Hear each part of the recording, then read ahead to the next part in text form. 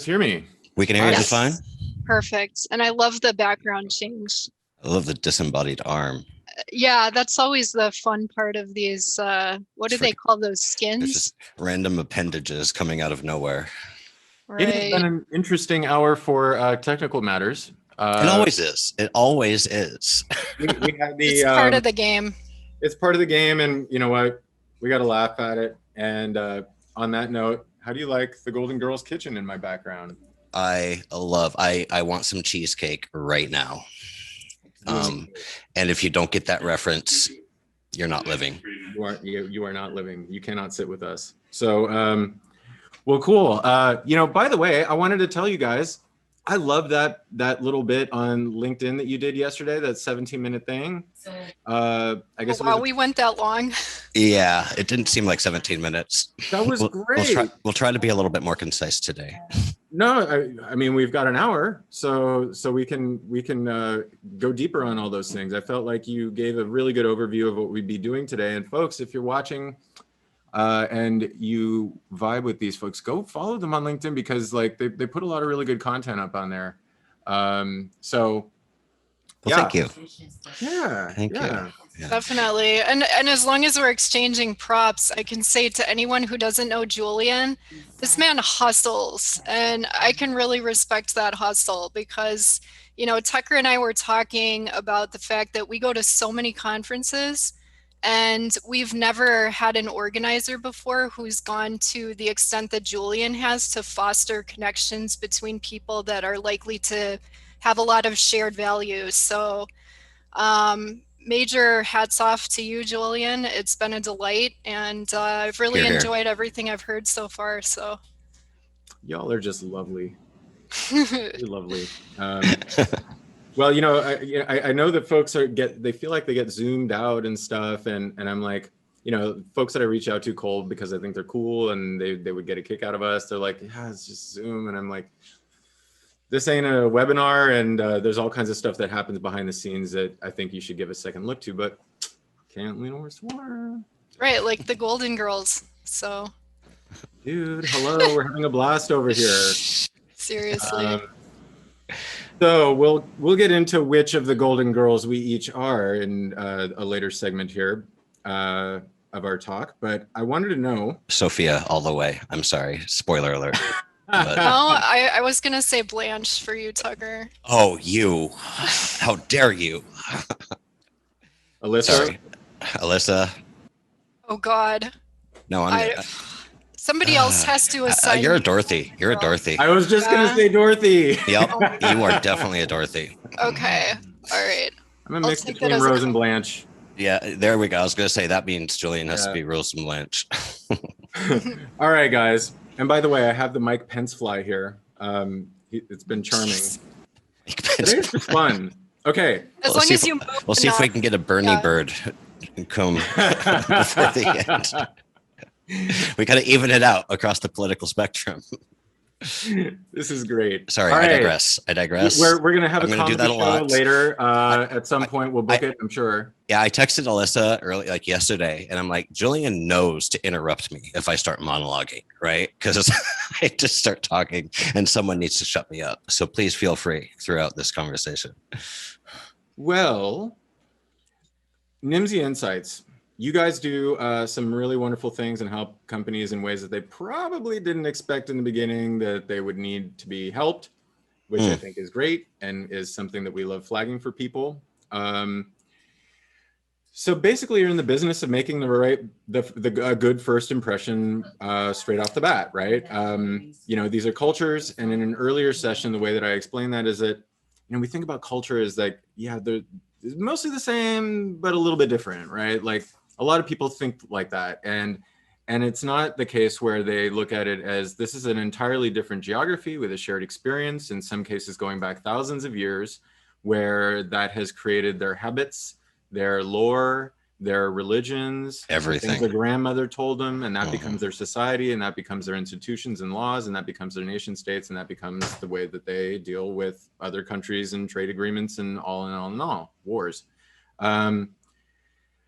So how different can these countries be, and how do you show up not looking like a tourist if you don't want to look like one? as a brand, as a company going into these Oh, markets? oh boy.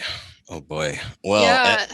a lot of this for people that have been listening this whole time, I've been in the audience up until here, and a lot of good conversation already about this. And I was interested, and see if I can pull up my notes here, but there are kind of two different schools of thought that were discussed on one of the sessions earlier. And one was intriguing to me, which is kind of what I call the dip your toe in the water approach and see if that water's warm. Because if you're selling software as a service, if you're selling something on the web, something that can be sold, not a physical product, some type of service or web-based sales process, like if you have a website, you have an international presence. So whether or not you're localized or not, like you have an international presence. If you want to start localizing and like taking that seriously and dipping your toe in the water, then you can take a data-driven approach to see like which markets am I getting the best traction for my English content in, and kind of start from there. However, the other part that was discussed, I think more in depth in multiple of the conversations that I've been listening to today, is you only get one shot to make a first impression and to make a good first impression, right?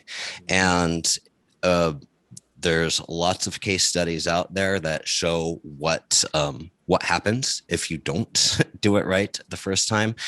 But I don't like to just focus on the case studies about people that have screwed it up. I like to focus on the case studies about people that do it right.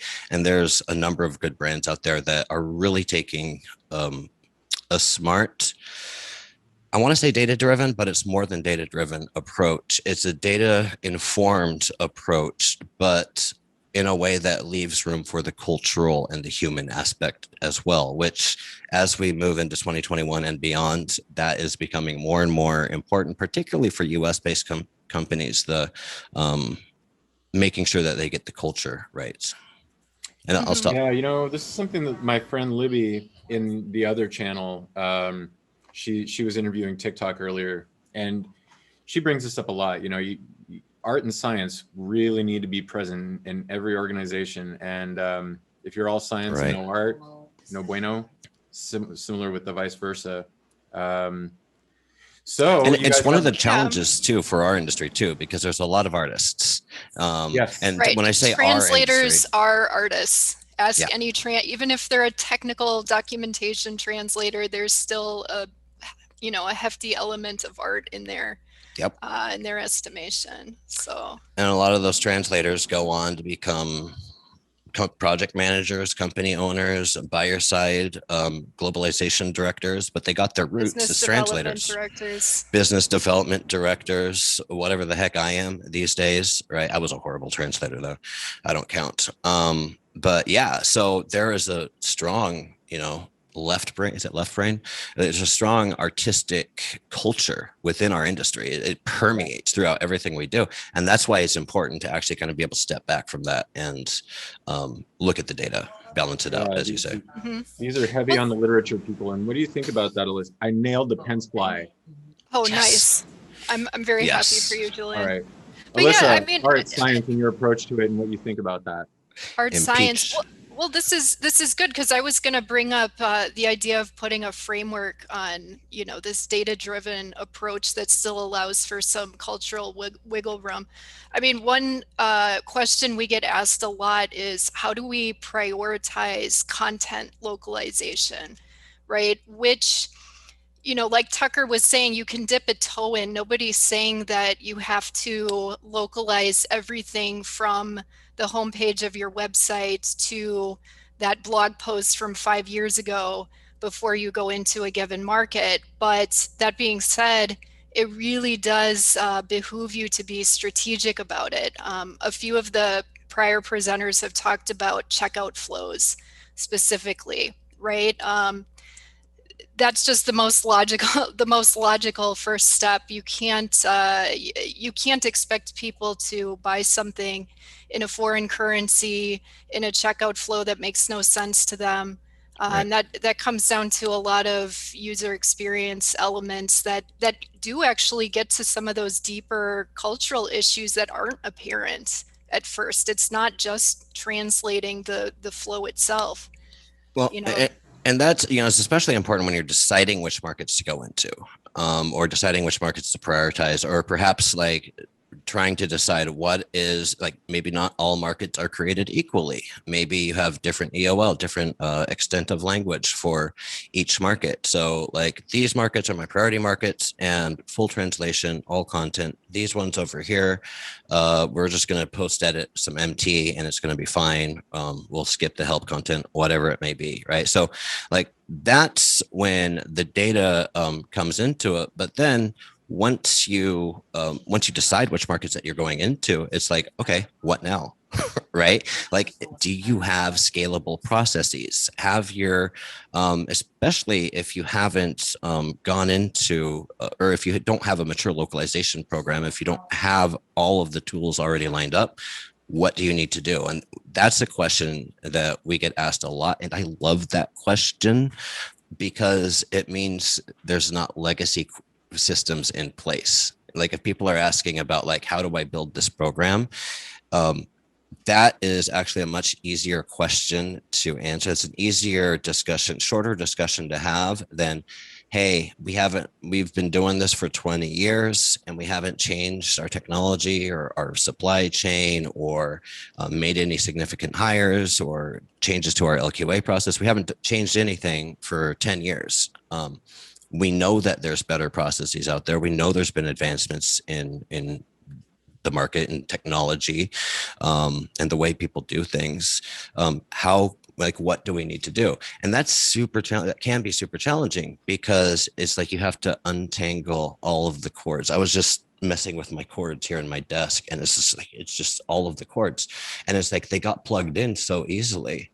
But now it's like if I want to plug something else in or change it around, I got to unplug all of it and it could be a mess. So we'll get into process optimization and technology and I want to get really kind of deep into that. Like, how do you build it right the first time? If you love that question.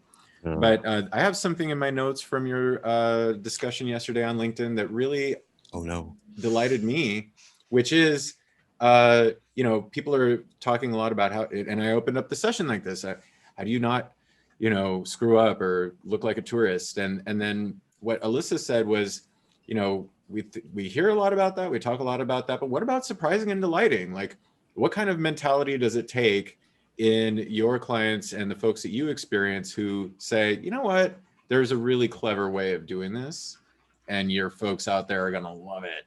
Like, what kind of organization fits the bill for that? Or what do they need to adopt to have that kind of in-baked vibe? Well, I mean, you need to have an organization with boots on the ground. I don't think there's any way to get around that. So, you know, we've done some of these projects at Nimdzi where we get asked questions that are so maddeningly specific. And sometimes they're so surprising because we would what pricing? What pricing should I have? Right. That's my favorite question. It's so specific. No, but it's funny things like we're working with a major US-based sneaker manufacturer whose name I can't mention, but we'll all know who I'm talking about. And they asked us to research local sizing standards in Indonesia for their sneaker tags, because apparently there it's very common to put the well-known international sizing, but also they have a local standard. So it's interesting sometimes because you're like, oh, okay, we can do that. We have, you know, networks of language providers we work with. We have, you know, professional sampling, software, all this kind of stuff. And we can get that information for you. And, you know, some other things that have come up that are really interesting, like I lived in Russia for 4 years and the delivery standards there are so different. Like a courier will literally show up with your order, wait for you while you try it on, comment on how that dress looks on you, and then you can pay them, right? And Russians expect this as a delivery option. At least they did, you know, 5 years ago when I was still living there. So these are the little details. You know, there were memes about this, right. and also like how often packages are stolen and stuff like that. Mm-hmm. Like, I was reading about that just the other day. Crazy. Yeah. Yeah, I mean, even speaking of packaging, like there's some countries where the outer boxing is very important. If you are a big international brand and people want to show off, they want your logo not just on the sneaker box itself, but on the outer packaging. Or I mean, Mhm. there's so many little details like this that you just don't get a sense of unless you are going deep and you have that local network to inform you. So there's a lot here that I want to ask you about in terms of getting the process optimization situation set up the right way or change the right way if you're a flexible kind of thinking organization. You break it down into like people and vendors and goals and general governance. When we think about process, I think folks think about like flow charts and stuff like that, but what is the quality of each of those components? How ought to it be organized for something really successful to take root? And this is an excellent question, and it really depends upon the individual company, the individuals involved, the supply chain, who are they selling to, all of that stuff. And I feel like, I always feel so inadequate as a consultant, because when people come to me with questions, the answer is very, very, very, very often it depends, and then we get into a discovery period to really get down into it. But one place I like to start is just with some standard benchmarking against what are the competitors. Well, first of all, who are your competitors in the foreign market, right? But before we even go that far, there's some standard benchmarking that people can do to assess like their readiness to go into markets even before we start doing that specific research. Like you can take a look at what are other similar globalization programs doing. What technologies are they using? Who are they hiring? What type of people are they putting in? What type of roles are they opening offices locally? And learn from other people's mistakes and learn from other people's successes, because you can imitate that. And then once you get that high level overview, so like if we were to help a company do that, we'd start with the high level overview like that. But then you can get down deeper into the weeds, and you can start taking a look at, all right, in each market, let's say I'm going into 10 different markets. In each market, who are my competitors? Because they might be different for different markets, especially if there's native people coming in. So who are my competitors? What are they doing? What is their brand perception, brand awareness, brand reputation, brand perception? In comparison to mine. And all of this, what it does is it basically kind of builds that foundation so that when you do dip your toe into the water, it's not going to get bitten off by a shark, because you know where the sharks are swimming. You kind of scope that out a little bit.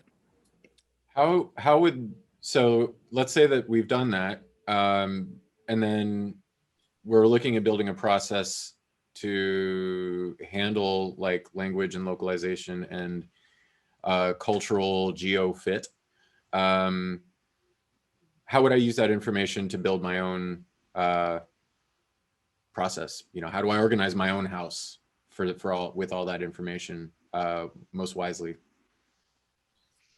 So I think, I mean, on a more prosaic level, you're thinking about things like, what do I need to optimize about my localization processes and tech stack, and maybe my supply chain, in order to be able to scale to the number of markets that we plan on going to. So there's a lot there. I mean, it's, for example, we recently worked with a project integration manager who was in charge of taking a particular app from 18 to 35 markets. So this wasn't somebody that was new to localizing their product, but nevertheless, he knew that he was running up against some scalability issues that were going to smack him in the face pretty hard. And, the crux of it was that they were using a translation management system, which in localization world, if you can think of your tech stack as a wheel, that's really like the central hub of it. And, the one that they had used had become this sort of like ossified dinosaur and wasn't able to accommodate workflows for software strings so easily. And so in that type of case, we go in, we do discovery with all the stakeholders, which is beyond localization, right? You have designers, developers, product teams all working. All sorts of stakeholders. There's like the supply chain, the procurement department, your CFO, anyone with a C in their title at some point, because the stakeholders shift throughout the different stages of this process as well, right? Sorry to interrupt, Alyssa. Yeah. And so, in that case, the process of enabling this international expansion can come down to, okay, we really need to make some technical adjustments here. And, like Tucker said, there's so many stakeholders involved. There's not one solution that's going to meet everyone's needs. In fact, there's no solutions that are going to meet everyone's needs. So you kind of aim for about 80%. Yeah, people don't like it when I say that. I say when, usually when doing something like, let's say we're rolling out, building the foundations of a hopefully what will become a large scale globalization effort for our team, right? And what you want to do is you want to go around and talk to all of your different stakeholders, educate them about localization, globalization, internationalization, particularly. So go around, educate them, but also get their feedback, get their buy-in. Like, what do they need? Like, how can you seamlessly put your efforts, from the globalization team, how can you integrate seamlessly with their efforts without causing any disruption? How can you play on their terms, right? So that's the first thing you want to do before you even start is gather those requirements. In theory, and a lot of the stuff that we're talking about here is like, it's very doable. It is very doable. We work a lot with clients on this, and I think largely the value that we bring in as external consultants is simply having the bandwidth, having the drive, knowing the process, like the steps to go through it, kind of walking with people through it. But I don't want to say like you have to bring in somebody from the outside. You have to bring in a consulting firm or something like that, because you can do it on your own. It's just sometimes it's hard to have new ideas if you've been operating the same way for a very long time. Mm-hmm. Well, and even beyond that, it's hard to see the forest for the trees when you're in the forest. Another issue that I've seen is that if somebody internally makes the decision, like, oh, okay, I know that this particular TMS can handle the software strings, we're going to use this, deal with it. That creates a lot of additional change management issues. And then that person's going to be the target. I mean, he might as well have just put a bullseye on his forehead. Yeah. Even within the same company, we've had companies where we did this audit with one product team. Another product team came to their own decision. It was actually the same TMS that was implemented, but the other team was dealing with a lot of pushback. And this is what LSPs, language service providers, like translation companies that provide this service, so the supply chain essentially, like oftentimes they end up becoming the communication channel between different departments. So we play that role. I mean, you fill that in with any supplier, whether it's the technology provider, the external consultant, research team, whoever it may be. But communication is sometimes so fractured at some companies, and people don't even realize it because they're used to it, that they're not talking to each other. And the only point of contact where they all come together is the localization team. And that can be true at take it up one level away from the supply chain. That can be true at a large international, global company. Is localization is what all of the different product teams have in common. They might not have anything else in common across all of them, but they all need to have their stuff localized. So there's a lot of fostering of communication that happens, not just between different languages, but between different departments internally. on the Loc team. So yes. Important question, I think, for a lot of the folks who are checking this out and will probably watch it later is, let's say that I'm in the early stages of planning this sort of thing, and I'm looking at technology. I've got buy-in. We're small enough that, you know, it's all good. And how would I go about setting up my tech stack, getting the processes right? Like, or if, you know, let's say that they're in a handful of markets, you know, they were relying mostly on art to now, and things are just going well, and they want to build out their tech stack and start making this a whirring machine, and balance out some of that art with science. What does that process look like to the person who is in charge of it, and how can they do it great? I've definitely got some. Alyssa, I've been talking a lot, so if you want to go first. Well, I mean, I would just say that if everything's working great, why change it? I mean, really, you know, maybe it's that person you mentioned with a bunch of other markets that they need to get into, and you know, somebody mentioned this. I think it was Patreon. Like, you got to get your trust and safety stuff right early on, because then you've got like an avalanche of horrible things that you need to be managing. And so getting your processes right in that regard is really important. And I'd wager that it's probably quite similar in this. Yeah. I mean, there's some basic things. I mean, it depends on who I'm talking to, who's asking the question. Because if I'm talking to like a company founder or CEO, and they just kind of want this dealt with, then the answer is easy. I say, hire someone, poach them from another company that's done this before. Ask, you know, I'm happy to provide recommendations. And let them take care of it. Like, but hire an expert in globalization, localization. Don't hire someone who's interested in this. You know, I've heard stories at companies that shall not be named where international global expansion is a big part of their identity. It's, you know, a directive from the top. They want to go into other markets. And this is like the dream. This is like what localization people talk about, is like, oh, I wish localization was more important. Like, I wish senior management took us seriously. We're just a checklist, right?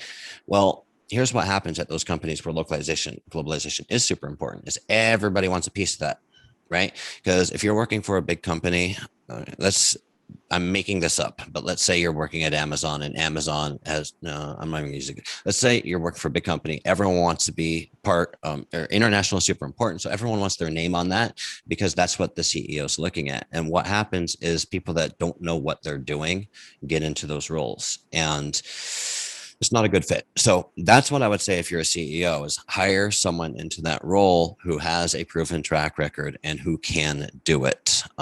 Now, if I'm talking to someone who's already in that role, I'm not going to say that, because like, no, let's help you do this. Let's grow into this.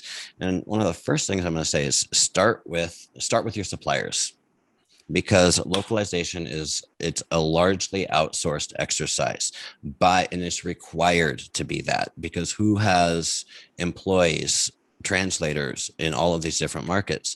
So if it's a largely outsourced exercise, start with your suppliers. Run an RFP, request for proposal, and ask good questions. I've read a lot of RFPs. Most of them don't ask good questions. And it breaks my heart, because that is a golden opportunity to really make sure that you're building the right supply chain that not only is going to work for you today, but is going to be able to scale and grow with your operations as you presumably grow internationally as well. Alyssa, you know, yeah, I'm monologuing again. No. I think that's really great stuff. I mean, obviously the hiring is really, really important in all of this stuff. And one of my unofficial delightful jobs is, like, you know, sometimes talented folks who've spoken to my conferences come to me and they're like, hey, who's got jobs? Or, you know, stuff like that, you know? Yeah, we're all unofficial headhunters. Yeah, I may be. There are a lot of frauds out there who went to China or something like that. They did a deal and want to come back like they're Marco Polo or something. And finding people who were there getting dysentery in the 80s and now they know the finance minister, those folks are rare. and hard to find because they weren't good at, speaking at, whatever conference. They were out actually hustling. They were doing the deal. They weren't travel influencers on Instagram. Right. Nothing against travel influencers. So Alyssa, what do you have to add to that? So walk me through the process of how that would feel to someone who is competent in an organization that is willing to listen and do things that they should. And if they get bit or something like that, they quickly course correct. This person has authority from the relevant C-level, but they're on an agenda for growth, right? They have to go into a lot of markets. Maybe they're testing things out in a variety of markets. You said yesterday that the project of localization is to unlock revenue where you otherwise wouldn't have it, right? I mean, so it's a change in the way that folks need to think about this. So what would you advise this person, this persona that I'm pretending to be at this moment? Well, if this is somebody who's already gotten buy-in, they're already leagues beyond the typical globalization or localization director we deal with, because that is the stumbling block number one. I think a lot of people make a bit of a mistake in trying to quote unquote evangelize localization internally, because they're not speaking in terms necessarily that align with the strategic business goals of the other stakeholders who are affected by localization. So if that person's already in the position where the developers, the designers, everybody else that's affected is on board, I mean, Yahtzee, that's already pretty solid. So at that point, I mean, we would proceed with looking to see what perhaps automations needed to be implemented to help them to scale, like Tucker mentioned. If there's anything that needs to be cleaned up with their supply chain, maybe it's time to do some benchmarking. Do their SLAs and KPIs still make sense? Are they consistent? Is there we have like these discount structures and things when it comes to translations. Are those consistent with industry standards? With all of this with the caveats that to increase your loc maturity just for the sake of increasing your loc maturity doesn't make sense. It has to be aligned with the growth goals, right?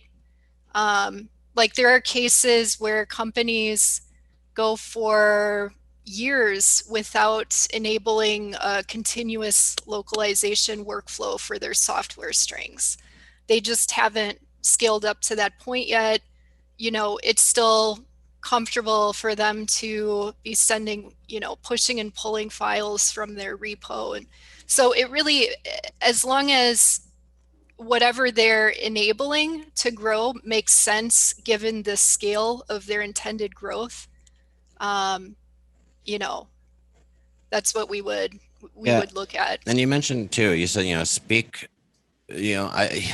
people go out and they try to evangelize, and maybe that's not the best thing. I think you do need to evangelize, but where people screw up is they're evangelizing using the wrong language, right? And right. They're not aligning. There was a discussion a few months ago. I have to give credit where credit's due. That was Tim Arata.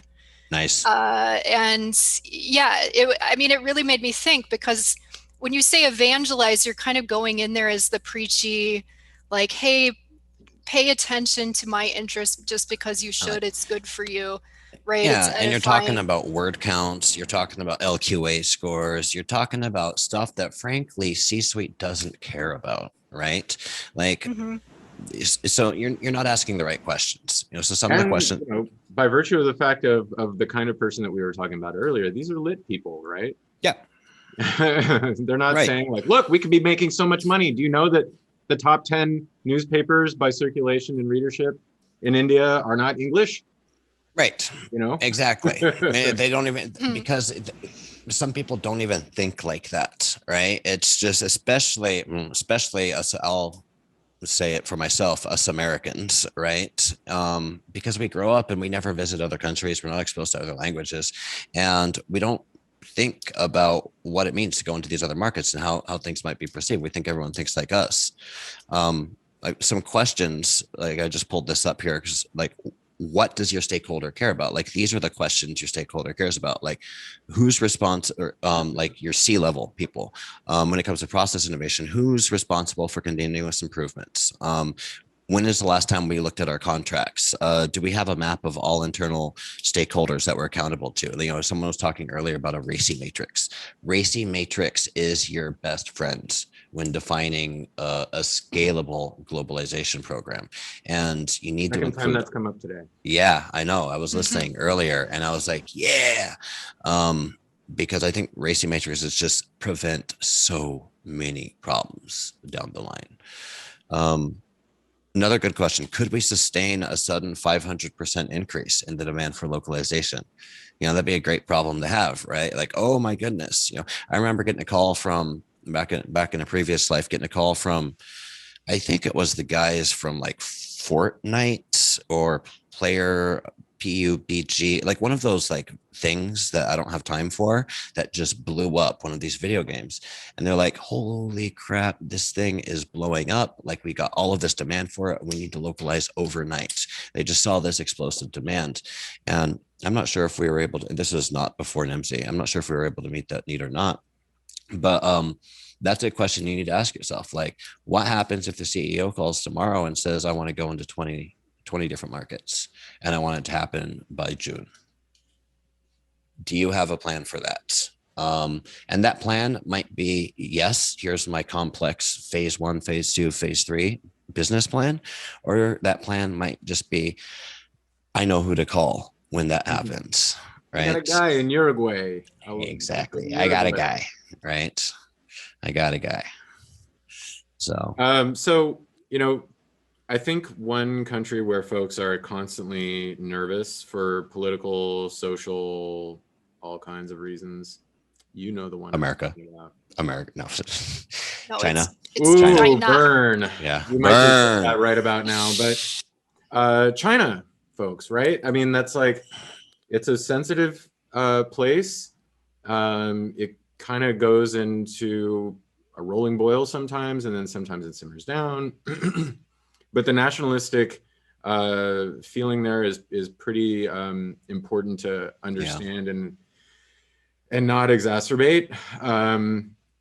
They're sensitive about Xinjiang. They're sensitive about all kinds of things. So Taiwan, Hong Kong, you could say the wrong thing really easily. I think it was Pepsi made an ad a while back that was like, you know, it brings you back to life. That's what they were marketing at the time. And this, I don't think that this got them in trouble, but it really did cause a lot of curiosity and confusion when folks were wondering how Pepsi would bring back their dead ancestors. So yeah. So you mentioned China, you mentioned Disney. Alyssa and I didn't mention Disney. Oh, I thought you did mention. Oh, you mentioned Pepsi. Yeah. I was thinking Disney, and here's why. Alyssa and I help co-moderate this bi-weekly? It's bi-weekly discussion group, and it's with buyer side senior managers in charge of globalization. So, like, think your globalization director, your international director, VP, whatever the title may be. And it's a closed meeting because we talk about sensitive topics. And it's fascinating because we get to learn from other brands on how they're dealing with this. And we'll usually bring Nimdzi, we'll put together some slides. Bob Drake on our team does that. He does a great job of that. And we'll go over, like, these are the geocultural hot topics of the day that we need to discuss. And then we'll go around and talk about, like, how is your brand responding to this? And people will ask each other for help and stuff. But China is a regular in our cafe, let's just say. We're always talking about China. And the reason I brought up Disney is because Disney comes up quite a bit too.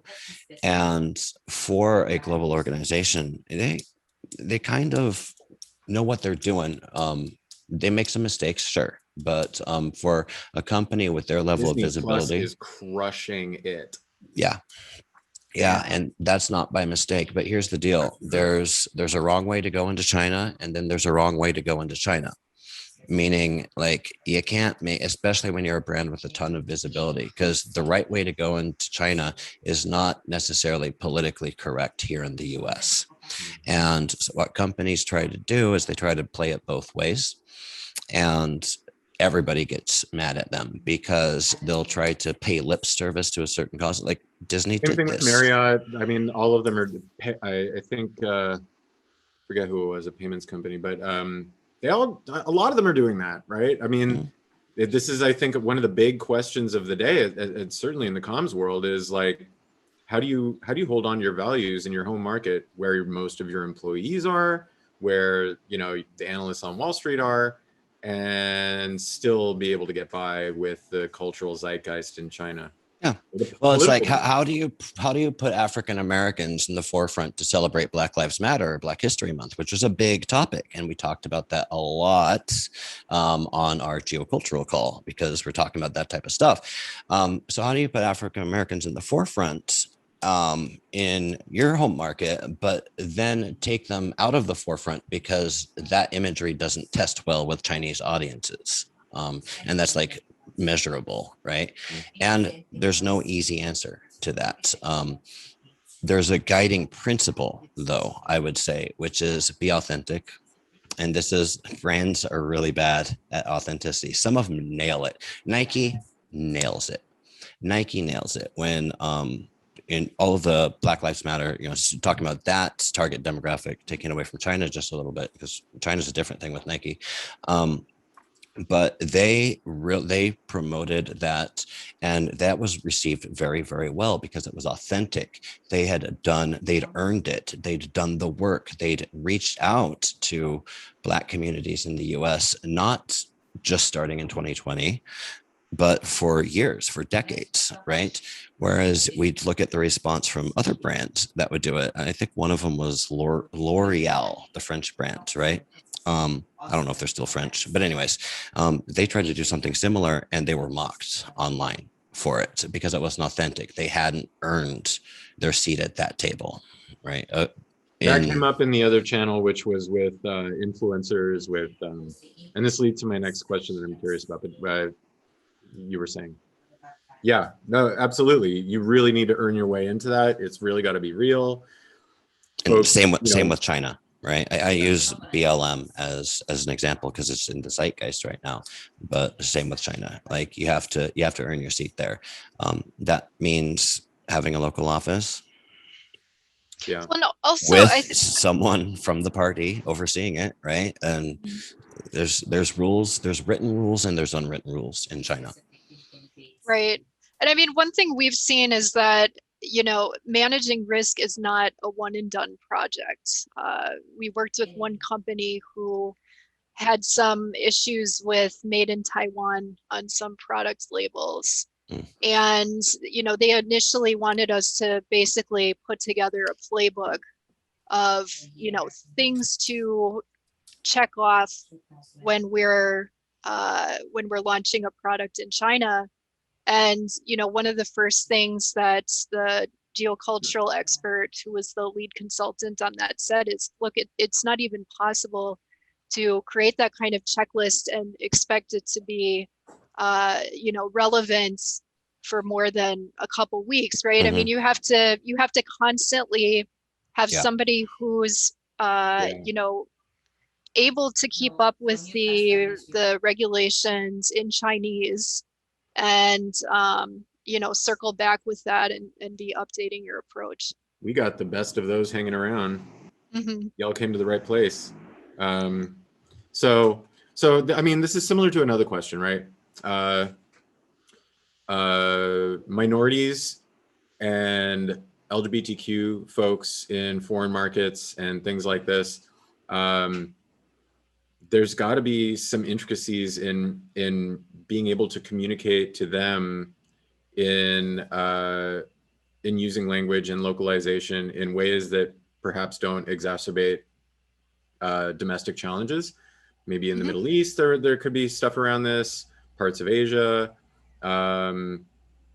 What does that come up much for you guys? Like how do you speak authentically to those?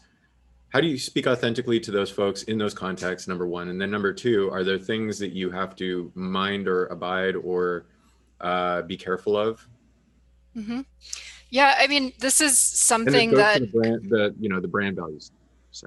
It goes to the brand values and yeah. Alyssa was about to say something, I think. Yeah, too much mansplaining here, Tucker. Yeah. I'm kidding. I rip on him all the time. No, I'm a horrible mansplainer. As long as you're not manspreading and mansplaining at the same time. Well, you can't see what I'm doing down here, so. So yeah, I mean, this is a topic, this idea of handling. We actually came up with a term for it at one point on one of these biweekly calls, a diversity of diversities, right? Because what is considered progressive, a progressive brand position in, say, Russia is going to look very different than in the US. And I think sometimes it's important to check our own concept of what we think is progressive. Sometimes Americans can even have a bit of a hegemony when it comes to that, right? Like we want to project take it racial or like equality the Me Too and movement equity. in France is an excellent example of this, right? Like the Me Too movement in France. So Catherine Deneuve and a bunch of people who had faced, issues in their careers, but they were like, hold on a second, we've got our own flavor.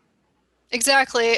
Or like Russia, this is a really interesting case because if you're Caucasian to a Russian, you are not white. You are from the Caucasus. You're from Chechnya, Dagestan, Georgia. You're that concept kind of ropes in the Central Asian countries, Tajikistan, Uzbekistan. And for them, that's the representation of diversity. I used to work at Yandex, which is sort of the Google of Russia. And they very much projected the image of a progressive Russian company. And for them, that meant taking a stance against customers who wanted some discriminatory functionality in some products, right? Like we had Yandex Taxi, and there's no way that, we actually had people write in and say, I want a function saying that I want a Russian driver instead of a Caucasian driver, right? And so that was an example of Yandex taking a stand and saying, well, no, we can't, like, are you crazy? We can't do that. We're not going to discriminate in that way. So as far as proactive culturalization, if you can think in terms of projecting that imagery of a local diversity, right? Not necessarily the American concept of diversity or inclusion. And having that be the way to surprise and delight your end users. But it's hard. I mean, it's very hard to do. That's the kind of stuff where if you get that right, man, people feel understood and seen. Like in India, that's like a big deal. Well, that's what, Ali, I have it in my notes here. Ali from Honey mentioned earlier on one of the previous things. She said there are many Indias within India. And that's just like a metaphor for what we're talking about, I think, is because people want to go into India. People want to target a market, but you don't want to target a market. Like that's approaching a market like it's all the same. You don't target the US as a market. Maybe you do, but you shouldn't. Like you need to know who are my target people in this market, women 35 and plus. Important thing there. I mean, people think that like, that it's an English speaking society, and it's kind of like there are obviously a lot of people who speak English very well there, but if you really want to resonate, you got to get down into the nitty gritties of Telugu and Hindi and Punjabi and Malayalam, and then there are places with sensitivities around what you say to them. Maybe it's Marathi, right? It should be that, or Gujarati. So it's India is a tough nut, I must say, but it's a wonderful place. I love it. Never been. Now, we're coming up a little bit on time. Were there things that you, like if you just had the nuggets you wanted to deliver to someone that you really liked and wish them well on their journey into getting their localization situation under control as they're venturing into new territories, what would you say? I would say, do you want to go first, Alyssa, or shall I? No, you go for it. Okay. Gives me more time. Don't want to mansplain here. I would say first, I mean, the only thing that I would say is you're not alone out there. I think a lot of people, there's a history in our industry, or the industry of going global, not just the localization industry, but there's a history of people getting put into this role, you know, like saying, hey, marketing manager, we need to go into Spanish. You took high school Spanish. Why don't you run that for us, right? And then they end up growing out of their comfort zone, and that can be a very, very fun experience, but it can be a very stressful experience. Remember, I said earlier, if I was talking to an owner, I say hire someone. Don't promote that poor marketing manager. You're not going to be doing them any favors. Hire someone with experience. But more often than not, that marketing manager ends up growing into their role. And there are so many different resources out there for you to take advantage of. Industry conferences, online discussion groups. Of course, a lot is online nowadays. But we're getting back into real life. There's Loc Lunch, Loc from home, Loc drinks, Loc, all of these different things. The biweekly call that we have is a great example of that. Reach out if you want an invite.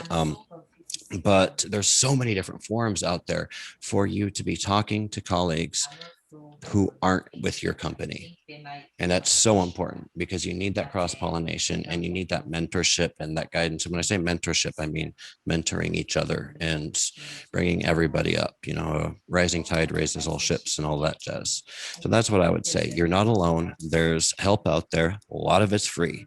Go make some friends. Go start some arguments on LinkedIn.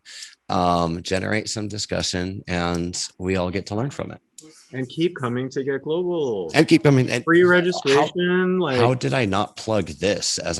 I'm sorry, but that's what we're doing. My job, and you know, I'm always thinking about that. So it's all good. You teed me up perfectly. Yeah, you know, we get a lot of folks coming, and you know something. There's something about, I don't know if this is an American thing or something like that, like because we were a former colony and have a little bit of a post-colonialism in ourselves, and you know, there's a reason why all of our villains have English accents, right? I mean, imagine Darth Vader with an English or with an American accent, like JFK's accent or something like that. It would be absolutely hilarious. But somebody needs to make that and post it to YouTube now. If you're in the comments section, do it. We don't really want to admit that we need help with this foreign land. There's something that makes us feel provincial about that, maybe. But yeah, I think that that's a really important point. And then, Alyssa, what's your must deliver advice to the person that's venturing off into the wild unknown? You know, I'm gonna quote the speaker who came before me here, Natalie Kelly, who's well known in not only localization but globalization, international marketing circles. That you know, we're the global glue, right? The glue has to be there. Sometimes localization can get a bit of a complex, like we're the ugly stepsister to marketing Cinderella, but hey, you know, Cinderella needs us to stand there next to her so that she looks all the better. And you know, that's really who we are. We're providing that infrastructure, right? We're the ugly stepsister. Yes, we are the ugly stepsister. Okay. You're on infrastructure. Record. Okay. But we need to be there. We're not so much the revenue drivers as the enablers. But if we're not there, you notice we're not there. So it is important to make sure that your infrastructure is set up to branch out into all those new markets. Well, you guys have been lovely partners to collaborate with. I'm so glad you guys decided to jump in, and hope you guys want to do it again. This is a lot of fun. Indeed. You guys are a blast to hang out with. And it was very cool. I feel like I'm talking to the Joe Rogan of globalization. You're just such a great from Golden moderator Girls here. living room. From the Golden Girls living room. It's very, very good. And Alyssa, thanks for giving me a second chance and for saying Oh yeah, lovely things yeah. at the beginning. I was a hard sell for Julian, but he is a hustler. So Yeah, Alyssa and I have a policy of trying not to do the whole 5 minutes of kissing the speaker's ass in the beginning, but we make an exception for you, Julian, because you're worth it.